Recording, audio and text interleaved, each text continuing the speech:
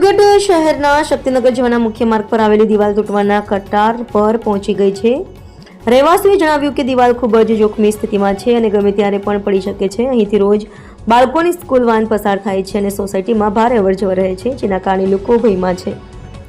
આ દિવાલ private society માલિકીની મિલકત હેઠળ આવે છે, પરંતુ હાલ સુધી કોઈ પણ રજૂઆત કરવામાં આવી નથી। રહેવાસીઓનું કહેવું છે કે તાત્કાલિક મરામત કરવામાં ન આવે તો મોટી દુર્ઘટના સર્જાઈ શકે છે।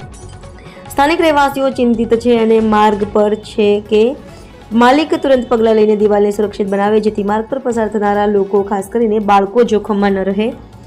અહીંની હાલત દર્શાવે છે કે પ્રોપર્ટી માલિકની જવાબદારી બેદરકાર રહી છે અને સમયસર કાર્ય ન કરવામાં આવતા તાજેતરમાં ગંભીર અકસ્માત થવાની શક્યતા વધી રહી છે। રિપોર્ટર હાર્દિક જોશી, સોનગઢ।